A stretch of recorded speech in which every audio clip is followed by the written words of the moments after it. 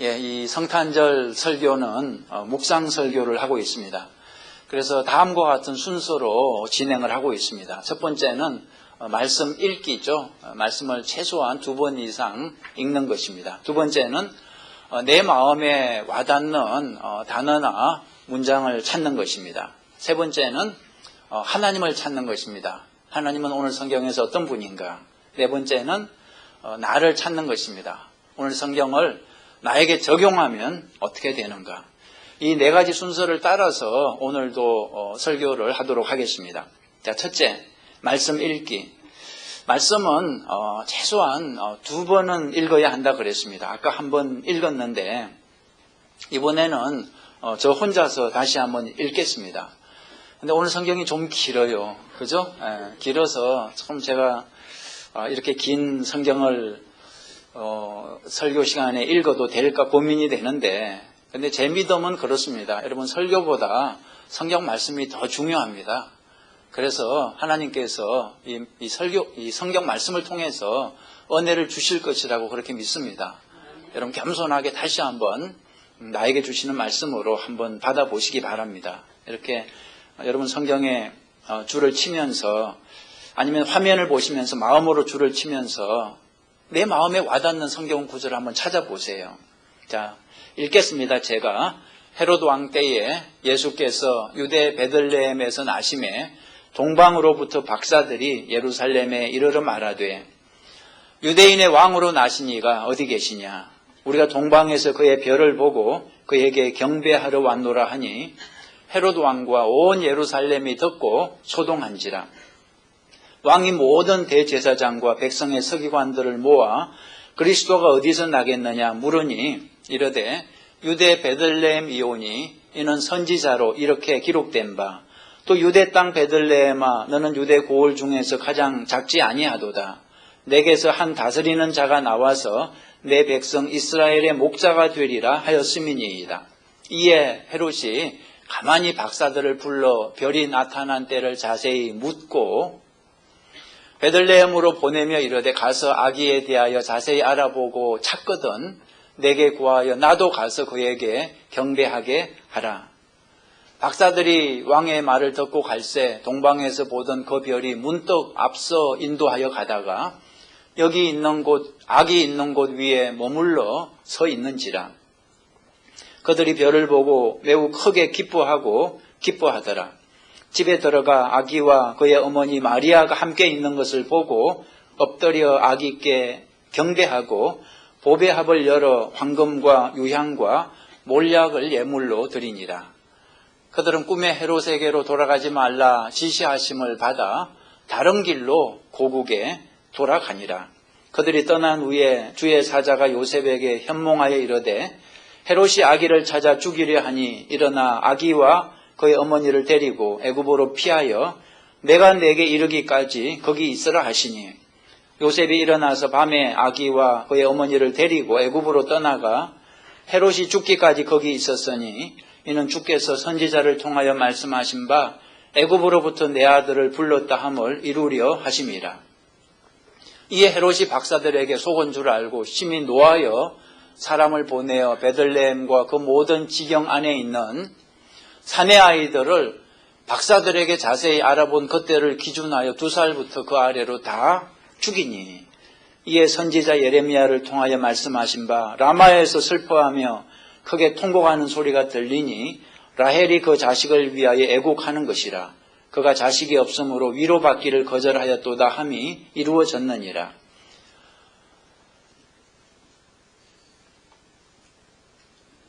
19절이죠. 헤롯이 죽은 후에 주의 사자가 애굽에서 요셉에게 현몽하여 이르되 일어나 아기와 그의 어머니를 데리고 이스라엘 땅으로 가라. 아기의 목숨을 찾던 자들이 죽었느니라 하시니 요셉이 일어나 아기와 그의 어머니를 데리고 이스라엘 땅으로 들어가니라. 아멘.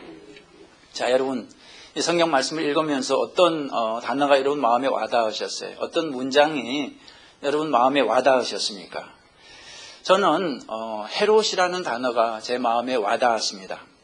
헤롯이라는 단어가 오늘 성경에서 4번이나 반복되고 있습니다. 반복되는 것은 무슨 뜻이라 그랬습니까? 중요하다는 뜻이라 그랬습니다. 이 헤롯이라는 단어를 앞에 놓고 하나님께 질문해 봤습니다. 하나님, 헤롯은 무엇입니까? 헤롯은 어떤 사람입니까?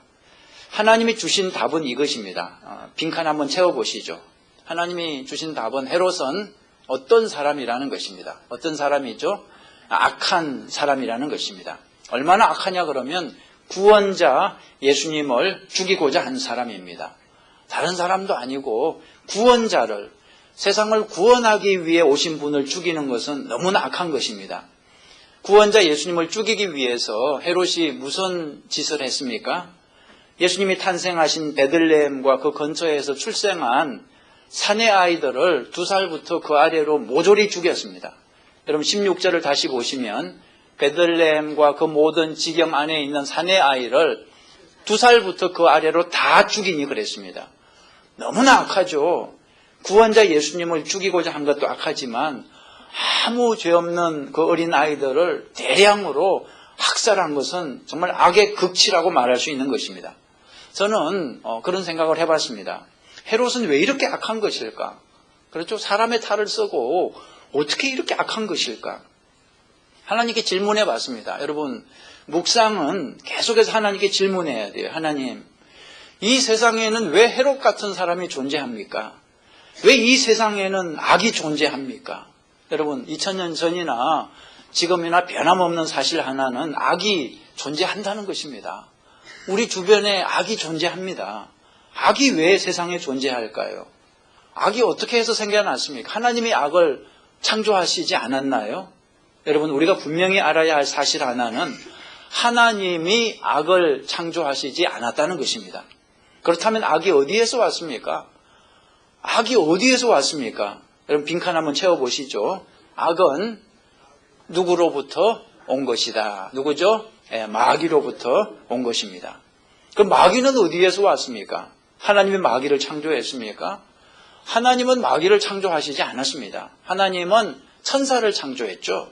그런데 천사 중에 일부가 죄를 짓고 타락해서 마귀가 된 것입니다. 마귀가 악을 만들어내기 시작했습니다. 그래서 마귀가 있는 곳에는 온갖 악과 악한 사람이 생겨나는 것입니다. 여러분, 마귀가 어떻게 악을 만들어내는지 아십니까? 마귀는 사람의 마음을 통해서 활동합니다. 여러분, 감기 바이러스가 우리 주위에 있는데 감기 바이러스가 어떻게 활동합니까? 우리 몸속으로 들어와서 활동을 하죠. 마찬가지로 마귀가 우리 마음속으로 들어와서 활동을 하는 것입니다.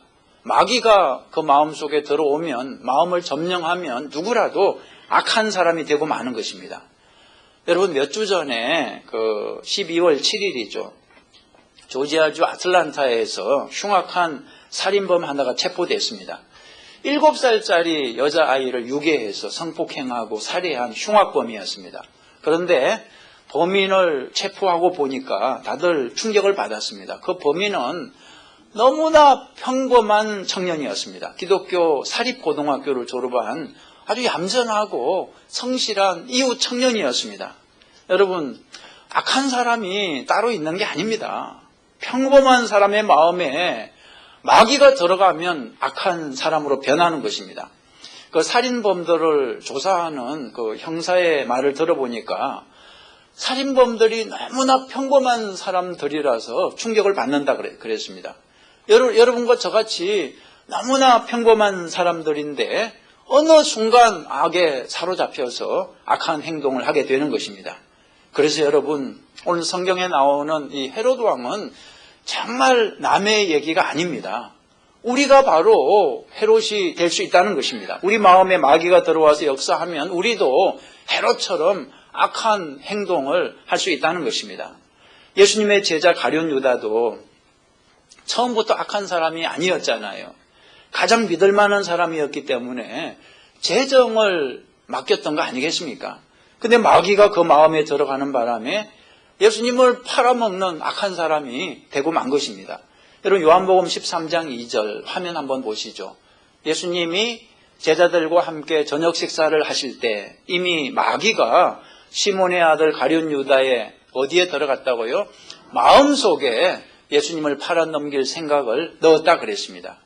그러니까 여러분, 마귀의 공격을 막기 위해서는 우리가 무엇을 잘 지켜야 되겠습니까?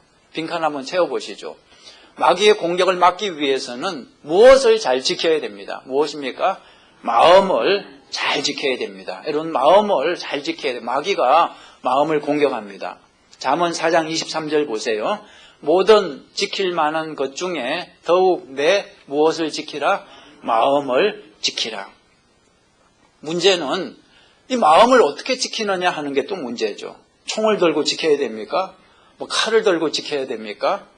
잠언의 답이 있습니다. 3장 1절 보시면 내 아들아 나의 법을 잊어버리지 말고 내 마음으로 나의 명령을 지키라 그랬습니다. 무슨 뜻입니까? 하나님의 말씀을 마음으로 지키라는 것입니다.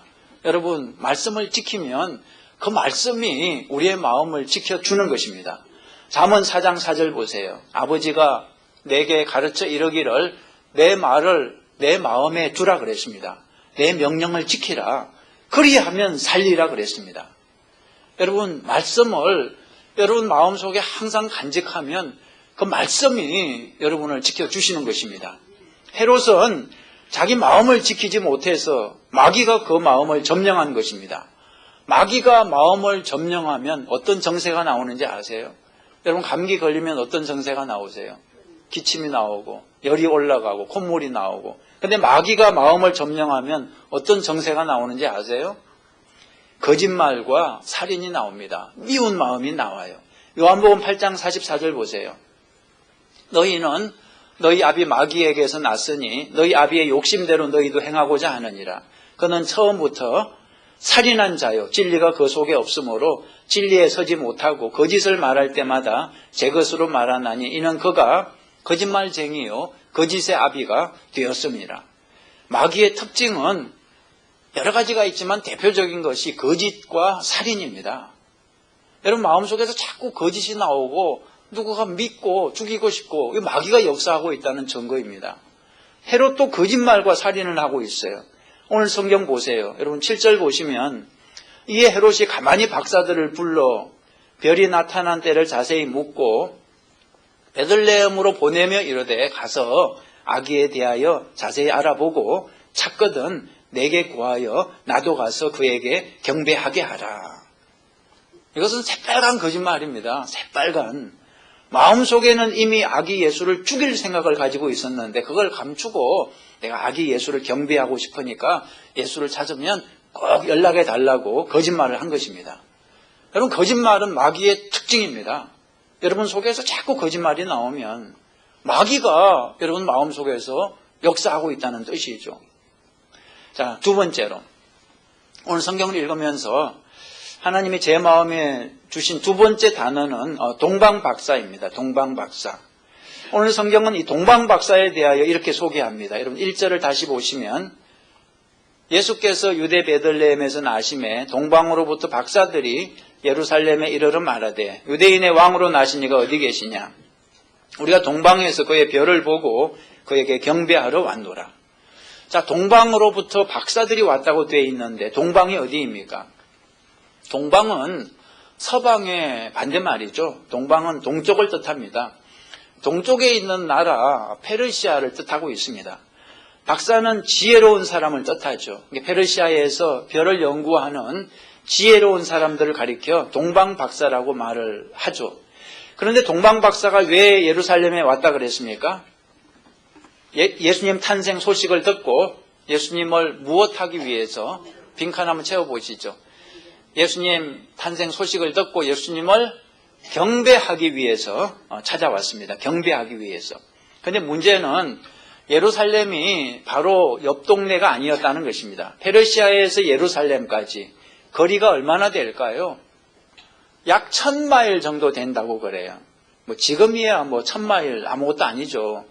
고속도로 달리면 1000마일이면 시속 100마일로 달리면 10시간이면 갈 수 있습니다. 50마일로 달리면 뭐 20시간이면 갈 수 있고. 근데 그때는 뭐 고속도로가 어디 있습니까? 그리고 뭐 자동차가 없고 기껏해야 나귀 타고 가니까 길은 얼마나 험한데요. 그래서 적어도 4개월 이상 걸렸다고 그래요. 더구나 강도의 위험이 있고 사나운 덜짐승의 위험이 있었습니다. 이렇게 힘든 여행을 동방 박사들이 왜 했다 그랬습니까? 2절 끝에 다시 보시면 왜 했습니까? 경배하러 왔노라. 예수님을 경배하기 위해서 그 힘든 여행을 했다는 거죠. 한마디로 정말 목숨 걸고 예배하러 온 것입니다. 오늘 성경에는 경배라는 단어가 여러 번 나와요. 제가 세보니까 3번이나 반복이 되는데 이 반복되는 것은 중요하다는 뜻이라 그랬습니다. 하나님은 우리가 경배에 대해서 배우기를 원하시는 거죠. 경배가 무엇입니까? 경배는 곧 예배죠, 예배. 그죠? 동방 박사들로부터 예배를 배우라는 것입니다. 동방 박사들이 어떻게 예배를 드렸습니까? 한가해서 시간 나서 예배했습니까? 그게 아니죠. 목숨 걸고 예배 드렸습니다. 이게 바로 예배입니다. 여러분, 예배는 목숨 걸고 드리는 것입니다. 시간 나면 드리고 바쁘면 안 드리고 그건 취미생활입니다. 취미생활은 시간 나면 하고 안 나면 안 하고 그러는 거죠. 예배는 취미생활이 아닙니다. 예배는 목숨을 걸 만큼 중요한 것입니다. 시카고에 올랜드 팍 한인교회라고 조그만 교회가 있는데요. 제 친구 목사님이 그 교회를 오래전에 담임을 했는데 교인 중에 6시간 운전을 하고 교회를 오시는 분이 있다 그랬습니다. 토요일 날 오후에 한 3시쯤 집에서 출발하면 교회 몇 시쯤 도착할까요? 6시간. 오후 한 9시쯤, 밤 9시에 도착한다는 거죠. 그럼 교회에서 토요일 날 하룻밤 자고 주일 아침부터 열심히 봉사하고 예배를 드린다는 거죠. 저는 그 얘기를 들으면서 참 우리 교회도 이렇게 밤에 도착하는 사람이 있었으면 좋겠다 그런 생각이 들더라고요. 여러분, 밤에 도착해서 하룻밤 자고 아침부터 예배 드리면 얼마나 마음에 감격이 있겠습니까? 그죠? 교인들을 만나면 얼마나 반갑겠습니까? 무슨 찬송을 불러도 기쁨이 있을 것입니다. 목사가 무슨 설교를 해도 그냥 성경 말씀 읽어만 줘도 아마 은혜가 넘칠 거예요. 여러분, 영국의 육상선수 에릭 리더를 우리가 다 알고 있습니다. 1924년 파리에서 올림픽이 열렸을 때 100m에서 금메달이 거의 확실했던 선수였습니다. 그런데 100m 경기가 하필이면 주일이었습니다. 그래서 에릭이 선택을 해야 했습니다. 내가 주일을 지킬 것인가, 금메달을 딸 것인가. 여러분, 금메달은 그 올림픽 선수들에게 정말 목숨과도 같은 것입니다. 그걸 위해서 평생을 얼마나 땀을 흘리면서 훈련을 했습니까? 그리고 온 국민이 금메달을 요구하고 있었습니다. 그런데 에릭이 분명히 선포했죠. 주일에는 달리지 않겠습니다. 주일에는 예배를 드리겠습니다. 경기를 포기하고 교회 가서 예배를 드렸습니다. 여러분, 이 결정은 자기 목숨을 내려놓는 결정이었습니다. 예수님을 위해서, 복음을 위해서 세상의 모든 영광을 포기하는 결정이었습니다. 온 영국 사람들이 벌떼같이 에릭을 욕하고 비난했습니다. 저런 매국노 받냐고, 무슨 예배가 그렇게 중요하냐고, 금메달이 중요하지. 그런데 에릭은 조금도 흔들리지 않았습니다. 용감하게 주의를 지켰는데 어떤 일이 발생했습니까? 그 다음날 400m 경기에 출전할 영국 선수가 갑자기 아파가지고 뛰지를 못했습니다. 그래서 에릭이 대신 대타로 100m 선수가 400m 경기에 나가는 것은 뭐 거의 메달 따는 거 불가능하죠. 그런데 에릭이 그 400m에서 금메달을 땄습니다. 기적이었습니다. 그래서 에릭이 영웅이 됐죠. 영국의 영웅이 되고 믿음의 영웅이 됐습니다. 여러분, 예배는 시간 날 때 드리는 게 아닙니다. 예배는 목숨 걸고 드리는 것입니다. 하나님은 우리에게 그렇게 중요한 분이죠. 하나님은 우리가 그렇게 예배하기를 기뻐하십니다. 사무엘상 2장 30절 보세요. 하나님 말씀인데요. 이스라엘의 하나님 나 여호와가 말하노라. 나를 존중히 여기는 자를 내가 존중히 여기고 나를 멸시하는 자를 내가 경멸히 여기리라 그랬습니다. 여러분, 영어 성경을 한번 보세요. If you honor me, I will honor you. If you despise me, I will despise you. 여러분, 하나님을 목숨 걸고 존중하십시오. 그럼 하나님께서 여러분을 목숨 걸고 존중해 주실 것입니다. 예배하고 돈을 바꾸지 마십시오. 예배하고 일을 바꾸지 마십시오. 하나님은 그 무엇보다도 중요하신 분이십니다. worship이라는 영어 단어가 worthy라는 말에서 나온 거 아시죠? 이 세상에 예배보다 가치 있는 것은 없다는 것입니다. 하나님은 모든 것보다 중요하고 모든 것보다 위에 계신 분이십니다. 여러분이 세상에 태어나서 남긴 가장 위대한 업적은 하나님을 예배하는 그것이 될 것입니다. 동방 박사들이 예수님께 예배를 드린 후에 하나님이 동방 박사들을 인도해 주셨습니다. 12절 보시면 그들은 꿈에 헤롯에게로 돌아가지 말라 지시하심을 받아 다른 길로 고국에 돌아가니라. 만약에 헤롯에게 돌아갔으면 헤롯이 어떻게 했겠습니까? 동방 박사들 살려두겠습니까? 다 죽이죠. 아기 예수도 죽이죠. 그것을 아시는 하나님께서 동방 박사들에게 헤롯에게 돌아가지 말라 말씀하시고 다른 길로 고국으로 돌아가게 인도하신 것입니다. 우리는 양과 같아서 한 치 앞을 내다보지 못합니다. 어느 길이 살 길인지 어느 길이 죽을 길인지 분간을 못합니다. 그러나 전능하신 하나님은 다 알고 계시죠. 하나님은 우리의 선한 목자이시기 때문에 우리를 좋은 길로 생명의 길로 푸른 초장으로 쉴만한 물가로 인도하시는 것입니다. 그래서 여러분 우리는 항상 하나님께 물어봐야 돼요. 매일매일 하나님께 물어보시기 바랍니다. 내 마음대로 살면 안 됩니다. 하나님께 물어봐야 돼요. 하나님, 헤롯에게 갈까요 말까요?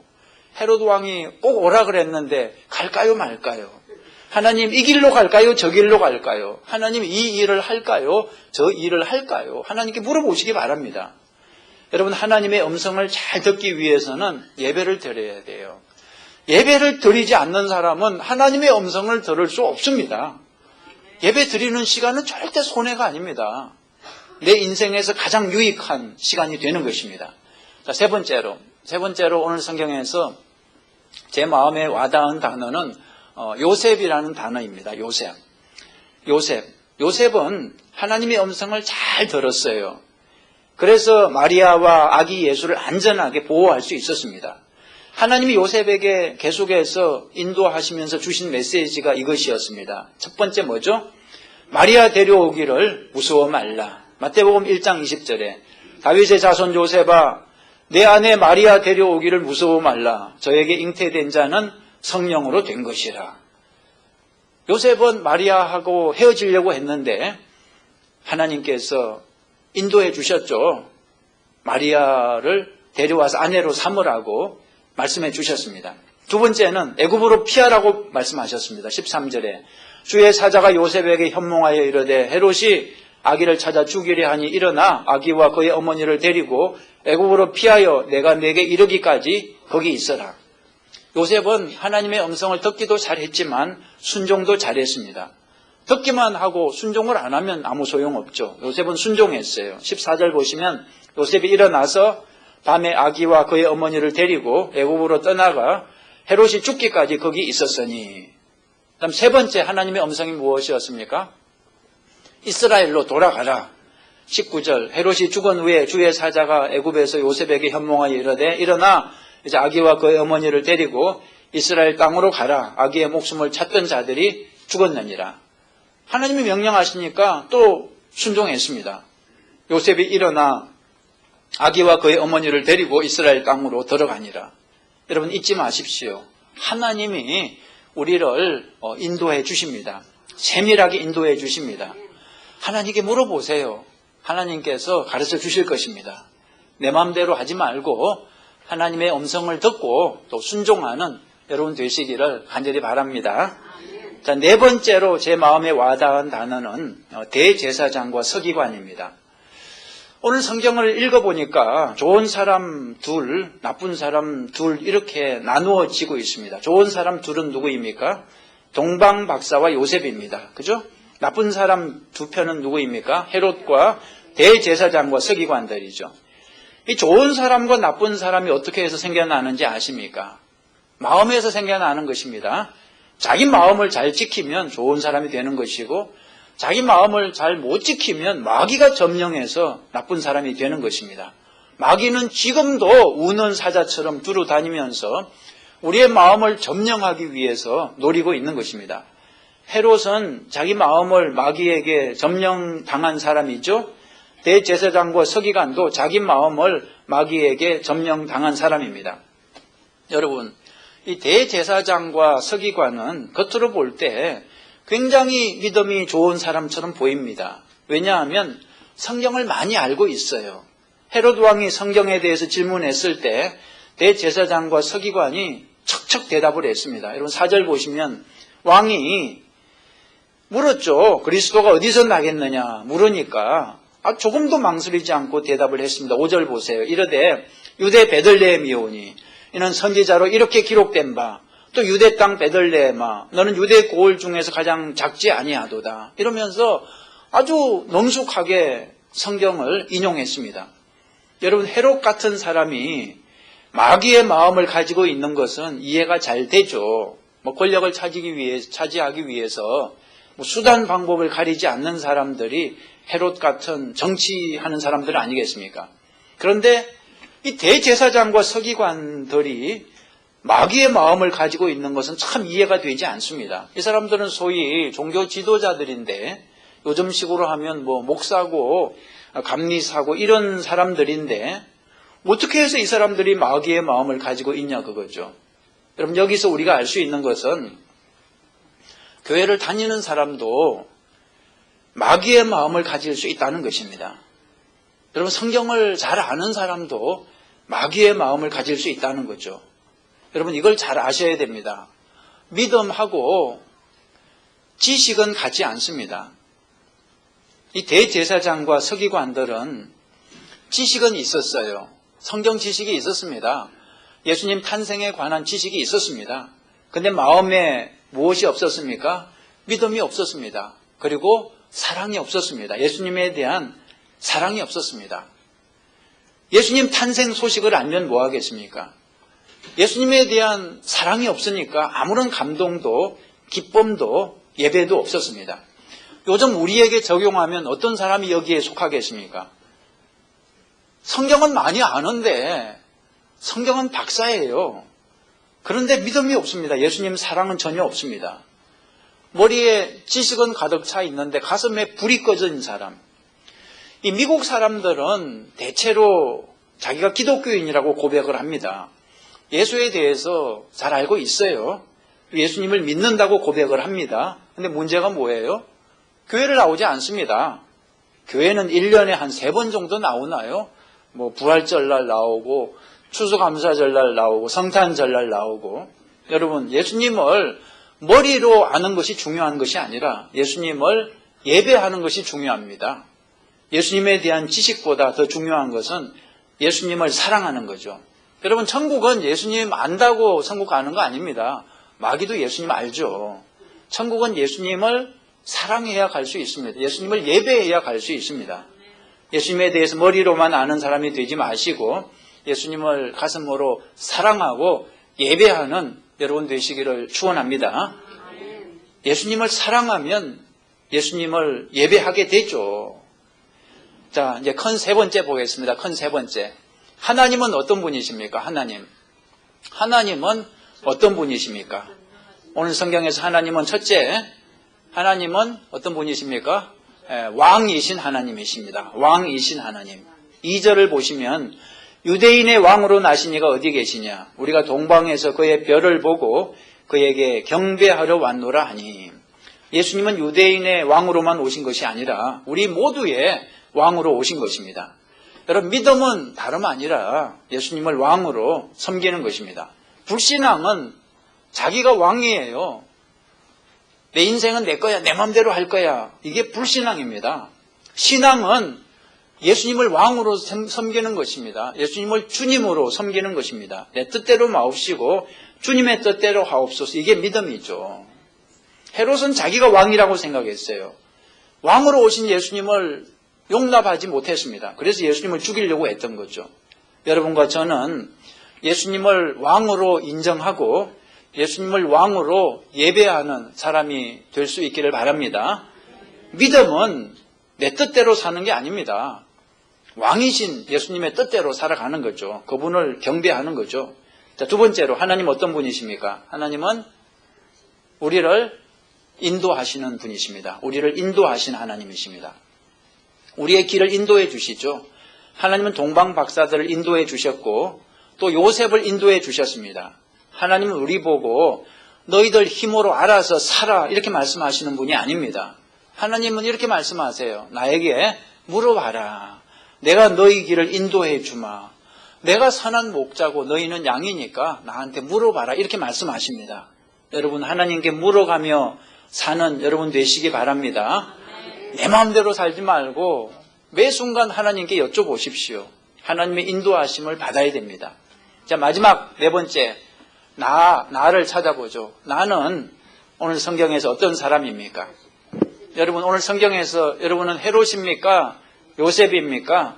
대제사장입니까? 서기관입니까? 동방박사입니까? 여러분은 요셉이죠? 성경을 읽을 때 우리의 문제는 나를 항상 주인공으로 생각을 한다는 것입니다.